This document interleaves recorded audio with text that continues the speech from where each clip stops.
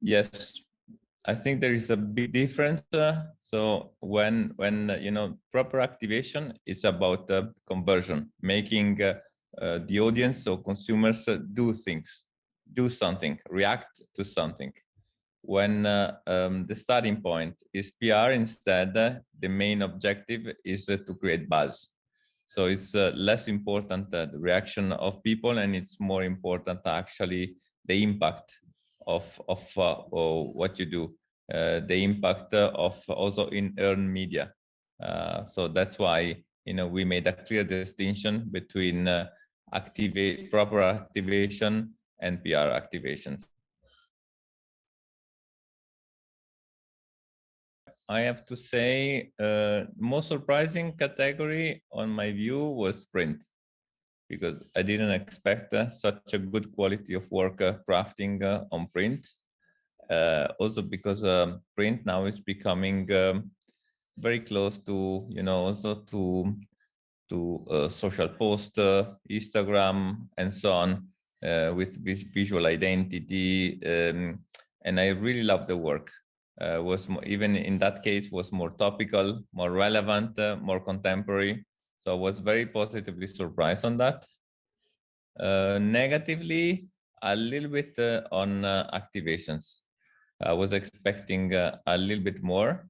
So not a lot of great work, but also probably because of the COVID, a lot of brands decided not to invest in activation, and more to go on digital films and so on.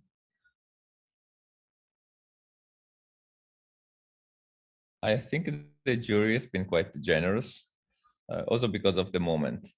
So normally I'm quite tough. I try, you know, to, especially in the selection of the best pieces. So I have to say we've been quite selective in terms of in terms of golds,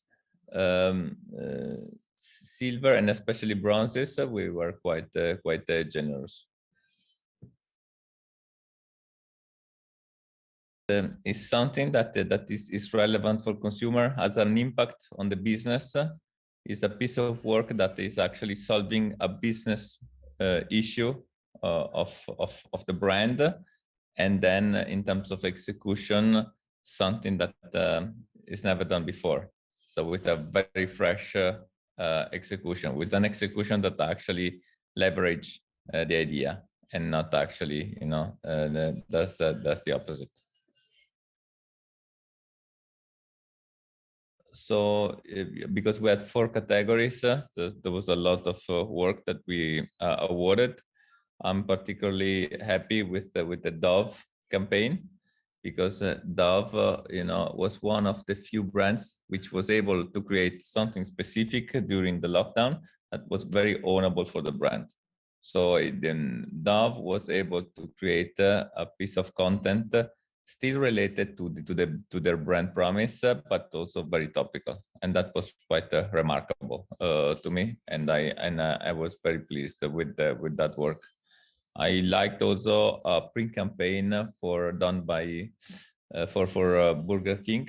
Was in that case topical, and it's about actually going out again and being able, you know, to eat food in the street and so on. And I thought it was quite smart. Those are the pieces that stick to my mind, but there was a lot of other great work. Shutter ads was a smart activation. During the lockdown, Heineken normally plans in advance their investment in media, and normally they plan at least 10% of their media spending on outdoor. So during the lockdown, didn't make any sense. So we decided together with the client to shift that media spending actually in supporting bar owners. So we use actually the shutters of their bars and pubs as a media. That was very clever. And what was interesting, that after a while, other partners actually joined, like Coke and Guinness. So it became really a new form of media. it was quite innovative. So starting from, you know, like something quite topical and a way to recover an issue, it became a new font of a new sort of media. I think, you know, the advice I give is always try to be as clear as possible what your piece of work is about and what's the issue that you want to solve. That is much more interesting to this than describing, you know, what you've done, what I call the making of. That to me is quite boring, you know. I don't care how difficult it was to realize data activation or so on, but I care much more about what was the issue that you tried to solve and if it was successful.